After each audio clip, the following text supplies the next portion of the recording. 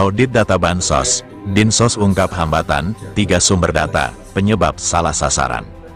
4 murid sekolah rakyat di Probolinggo putus sekolah, bukan karena fasilitas.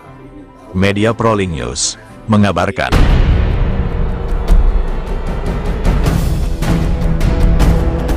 Komisi 3 DPRD Kota Probolinggo menggelar rapat dengar pendapat RDP dengan Dinas Sosial pada Rabu, tanggal 12 November tahun 2025. Menanggapi derasnya aduan masyarakat terkait program bantuan pemerintah, sorotan utama dalam RDP tersebut adalah masalah penyaluran bantuan sosial yang tidak tepat sasaran dan kasus putus sekolah pada program Sekolah Rakyat, SR. Hampir seluruh anggota Komisi 3 DPRD Kota Probolinggo mempertanyakan mekanisme penyaluran, pendataan, serta upaya Dinsos dalam menanggulangi persoalan sosial di Kota Probolinggo. Penyebab putus sekolah rakyat, SR, kendala internal keluarga jadi penyebab utama. Kepala Dinas Sosial Kota Probolinggo, Madihah, mengonfirmasi adanya 4 kasus murid sekolah rakyat yang resmi tercatat putus sekolah. Ironisnya, Dinsos memastikan bahwa penyebabnya bukan karena kendala fasilitas atau kualitas pembelajaran, melainkan murni persoalan internal keluarga.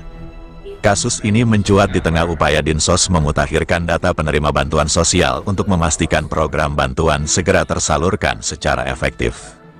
Madihah menyatakan, saat ini Dinsos sedang menunggu data final dari program bantuan langsung tunai, BLT, dari Kementerian Sosial. Dari verifikasi awal, Dinsos menemukan sekitar 10.000 warga dari desil 1 hingga 4 yang berpotensi menjadi sasaran BLT. Program ini akan dimanfaatkan sebagai momentum penting untuk menvalidasi ulang data Tunggal Sosial Ekonomi Nasional, DTSEN, Kota Probolinggo. Dinsos juga mengungkapkan akar masalah dari seringnya terjadi ketidaksesuaian penerima bantuan di lapangan, yaitu adanya 3 sumber data kemiskinan yang berbeda dan sulit disinkronkan.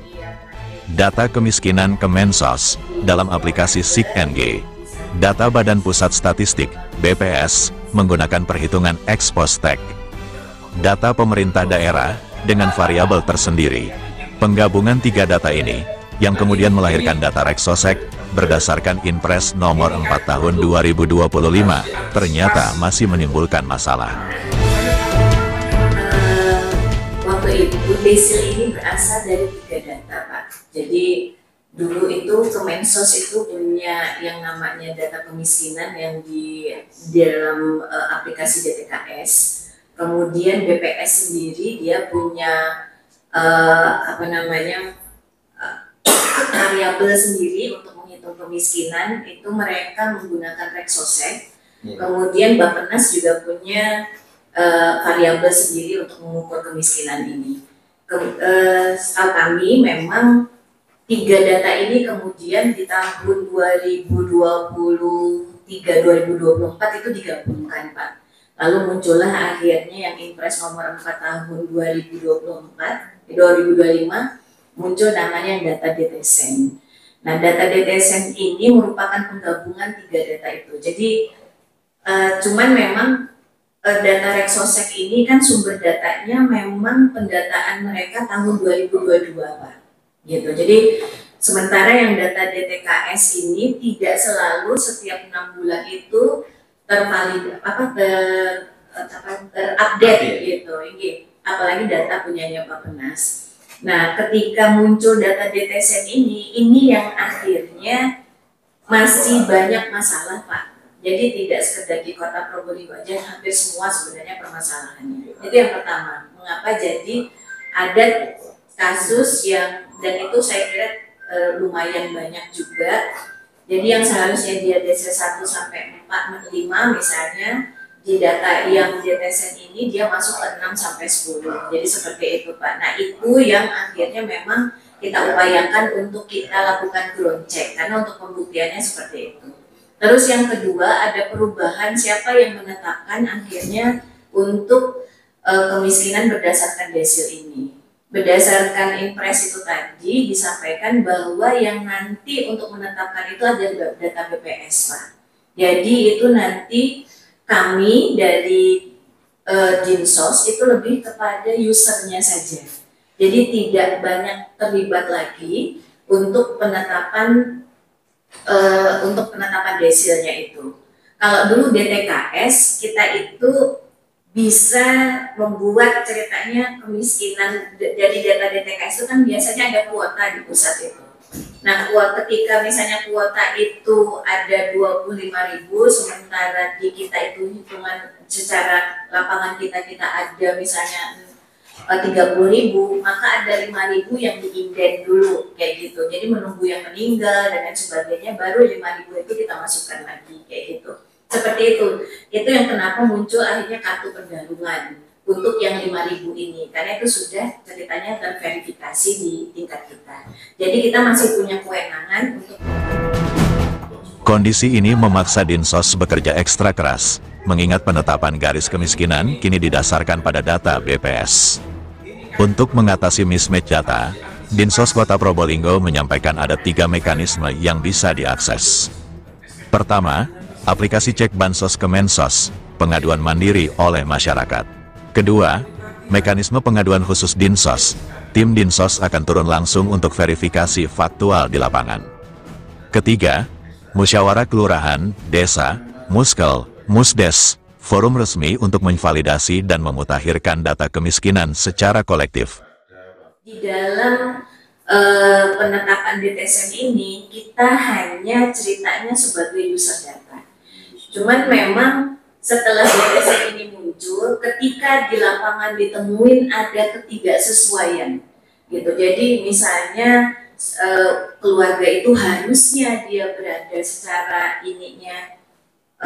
berada di desil 1 sampai 5, tapi ternyata dia berada di desil 6 sampai 10 ataupun sebaliknya, maka ada 3 mekanisme yang bisa dilakukan, gitu. Yang pertama, kalau dari masyarakat itu ada yang namanya aplikasi cek bansos, Pak. Jadi cek bansos ini dilakukan oleh masyarakat secara mandiri. Jadi boleh melaporkan ke cek bansos bahwa ada orang yang tidak sesuai, nanti pengaduan ini masuk ke Pusdatin Kemensos langsung, kayak gitu. Jadi tidak melalui Dinsos tapi Kemensos. Aplikasi Pak, itu bisa di-download di Play Store. Gitu. Jadi kalau misalnya cek bansos Pak, ini nama aplikasinya. Nah, jadi dari situ nanti Pusdatin akan menugaskan PKH untuk melakukan ground check. Gitu. Jadi pendamping PKH untuk melakukan ground check untuk mencari fakta-fakta berikut gitu. Jadi apakah benar bahwa yang bersangkutan atau keluarga tersebut memang ini baru, nanti dari hasil fakta tersebut diteruskan lagi ke BPS. Nah, BPS sendiri baru melakukan perubahan yang kami alami saat ini. Setiap data yang sudah kita laporkan, kita lakukan ground check itu memerlukan proses hampir 2 bulan sampai 3 bulan Pak perubahan datanya.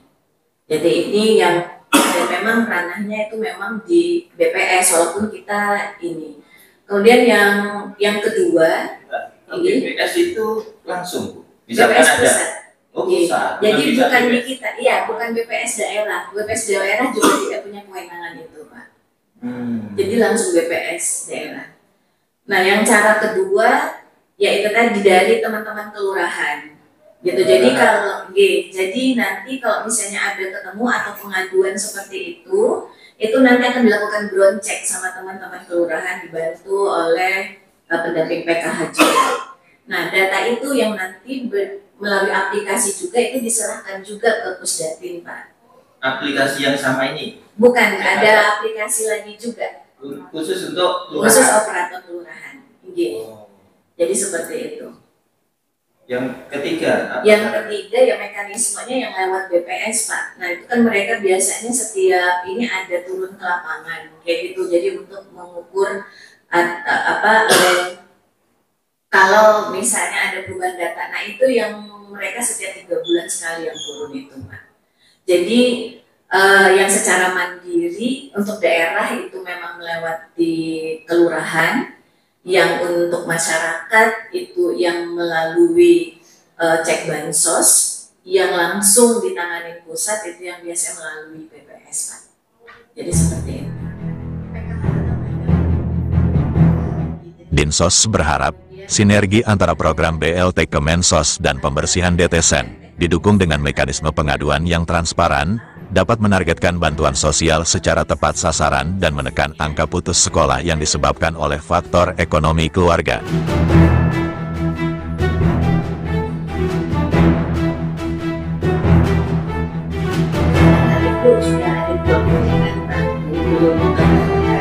Sisanya dengan berproses. Dari kota Probolinggo, Jawa Timur, koresponden Proling News mengabarkan.